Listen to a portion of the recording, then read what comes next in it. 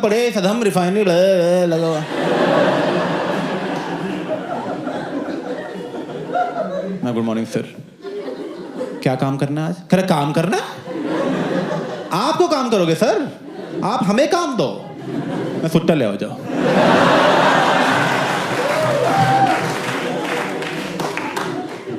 अरे shut up, training time साथ skip कर दिया, काम क्या करोगे तुम अब? मैं कहा तो सर फिर जाऊं मैं? कह रहे कार्डबोर्ड ब्लास्टिंग हो जाएगी यूनिट 1 की, वो भी नहीं होगी। मैं कहा हो जाएगी। तो उसने मुझे कार्डबोर्ड ब्लास्टिंग का काम दे दिया। उसमें होता क्या है बेसिकली, ऐसे कोई ऐसे पाइप जा रही है ना रिफाइनरी में, तो पाइप के एक एंड पे हवा डालने लग जाते हैं और जो पाइप की ओपनिंग है वहां पे एक कार्डबोर्ड बॉक्स चिपका देते हैं। अब हवा डालते रहोगे तो प्रेशर बनता रहेगा, एक पॉइंट के बाद इतना प्रेशर बन जाएगा कि वो ब्लास्ट हो जाएगा। और जब वो ब्लास्ट होता है तो एक टेम्परेरी वैक्यूम क्रिएट हो जाता है, जिसकी वजह से पाइप में जितनी भी गंदगी है वो कार्डबोर्ड से जाके चिपक जाती है। अब मैं और आप बराबर केमिकल इंजीनियर थे।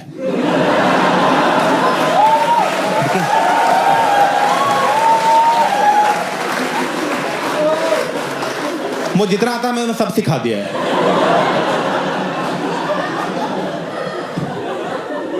तुम अभी इस रूम में एग्जाम करा लो, सेम मार्क्स आएंगे सब।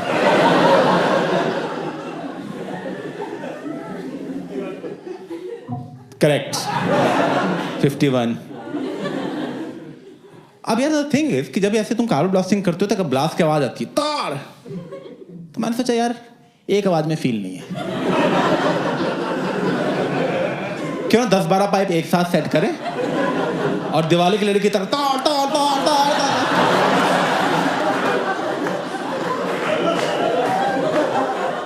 तो बस फिर मैंने पाइप सेट की, 3, 2, 1 गो।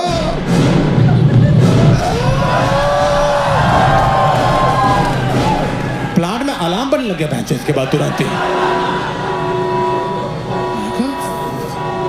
मैं कहा ये तो भैंसो क्या हो रहा है ये तो। फिर मैं देखा शरद भोले प्लांट में भागता हुआ आ रहा है।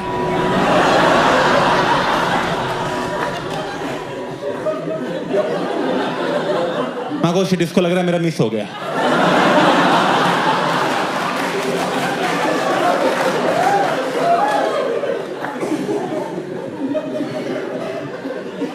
वहां आया, कह रहा क्या हो रहा है यहाँ पे, क्या हो रहा है? मैं कहा टेंशन मत लो, दोबारा कर देंगे।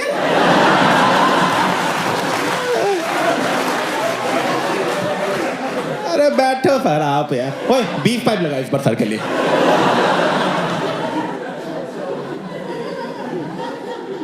Can I stop this right now? तुमने यहाँ पैनिक क्रिएट कर दिया। मैं कहा सर यहाँ तो जॉय और लाफ्टर चल रहा है।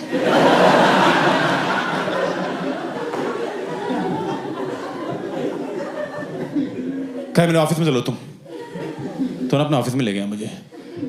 कह किससे पूछ के तुमने ऐसे कार्बन ब्लास्टिंग की? मैं कहा सर क्या फर्क पड़ता है सर, पाइप तो सारी क्लीन हो गई ना। कह रहे फर्क पड़ता है, इतने लाउड नॉइज से कोई ऑपरेटर स्कूप हो सकता था, कोई एक्सीडेंट हो सकता था, तुम्हें कैसे पता होगा ये सब? ट्रेनिंग टाइम में तुम यहाँ थे ही नहीं।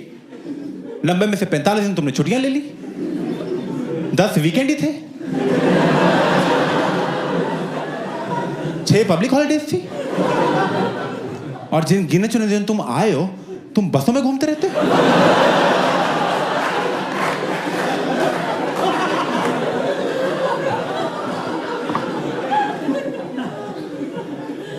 तुम ट्रेनिंग करो पहले, कल से शाम को 5 बजे ऑपरेटर बैच की ट्रेनिंग है, उसमें बैठा करो 5 से 9। मैं कहा सर 5 से 9 तो मैं प्लांट कब आऊंगा?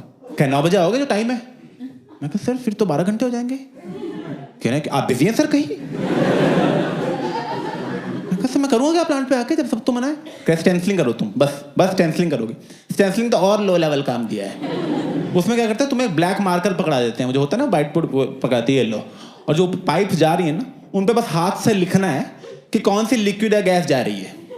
बस यहाँ पे लिख रहा हूँ मैं नैप्था HCl, यही काम करना है बस। ये काम दिया केमिकल इंजीनियर को।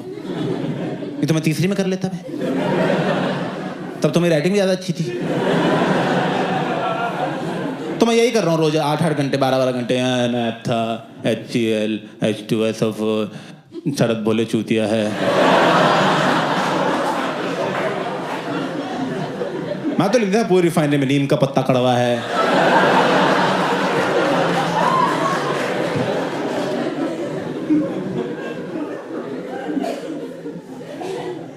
तो ऐसे 2 हफ्ते चलता रहा। 2 हफ्ते बाद ना एक दिन मैं ऐसे लिख रहा था, प्लांट में फिर से अलार्म बनने लग गया, पैं। मैं कहा मैंने कुछ नहीं किया इस बार भाई।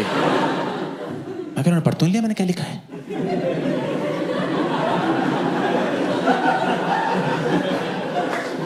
तब तक क्या हुआ, प्लांट में एक अनाउंसमेंट हुई, there has been a naphtha leakage in unit 1, everybody is requested to not move, naphtha leakage in unit 1, please do not move. Naphtha एक बहुत ही फ्लेमेबल गैस है जो लीक होने लग गई थी। वो इतनी फ्लेमेबल है कि अगर यहाँ कहीं होती है और मैं ऐसे जूता भी ऐसे करता तो चांसेस हैं कि ब्लास्ट हो जाएंगे, कुछ ना कुछ पकड़ ही लेती है। तो उन्होंने बोला कि तुम हिलना भी मत क्योंकि उससे भी एक्सीडेंट हो सकता है, तो इमरजेंसी अनाउंस कर दी। मैं कहा शिट यार, तो यहाँ ना मर जाऊँ मैं यार, मेरी जिंदगी तलवंडी में खत्म हो जाएगी। Now the only way to stop that leakage was कि कोई आदमी उस लीकेज के थ्रू जाए और वहां पे एक वॉल्व था उसको बंद कर दे। पर जो भी आदमी ये करेगा उसकी लाइफ का मेन रिस्क है, वो तो पक्का गया। तो मैं कहा मैं तो नहीं कर रहा, मुझे कोई शौक नहीं फालतू हीरो बनने की, ठीक है। उन्होंने बोला था वहीं खड़े रहो, मैं तो वो बात भी नहीं मान रहा था उनकी, मैं उसमें भी धीरे धीरे पीछे जा रहा था ऐसे। कहा मैं ऐसे ही चंडीगढ़ पहुंच जाऊंगा।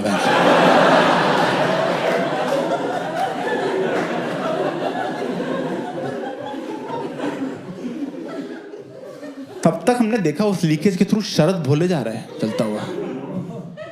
मैं कहा कम ऑन,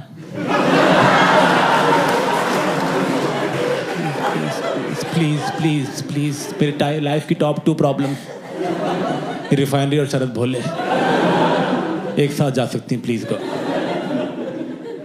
नहीं सुनी भगवान ने मेरी, उसने आके वॉल्व बंद किया, लीकेज सबसाइड हो गई। उन्होंने प्लांट बंद कर दिया 12 घंटे के लिए और बोला कि सारे इंजीनियर्स तुम सब ऑफिस में जाओ, अभी बंद रहेगा 12 घंटे प्लांट।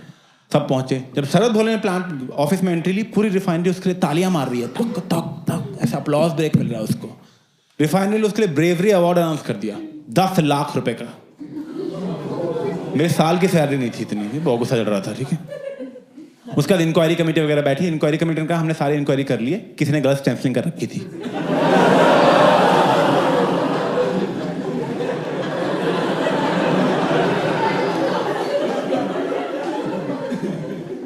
तो शरद भोले ने मुझे अपने ऑफिस में बुलाया। मैं ऑफिस में पहुंचा, मैं कहा सर मैं कम इन, फिर कम इन, अभिषेक दरवाजा बंद करो। तो तुम्हें पता है मैंने यहाँ तुम्हें क्यों बुलाया? मैं कहा यस सर, टेक्निकली उस अवार्ड में मेरा हिस्सा बनता है।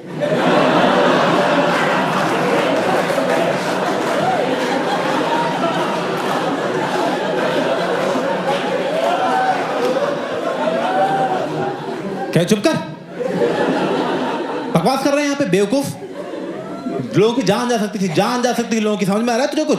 ऊपर से यहाँ बकवास कर रहा है, डफर बेवकूफ कहीं का। मैं कहा sir please mind your language, मैं जानबूझ के नहीं। खैर लैंग्वेज से आएगा तू, मुझे 25 साल हो गए इस इंडस्ट्री में, तू जैसा मैंने गधा नहीं देखा आज तक। मैं कहा सर मैंने जानबूझ के नहीं किया था, और ऑपरेटर को भी एक बार चेक करा, ऑपरेटर को चेक करना था, ऑपरेटर की गलती हो गई है। अबे तुम जैसे लोगों को रखते ही क्यों है? चले आते हैं जो शुगर कर ट्रेनिंग को निकाल नहीं सकते, वरना गांड पे लात मार के बाहर निकालते। 25 साल ऑनलाइन इंडस्ट्री में कभी जॉब नहीं मिलती।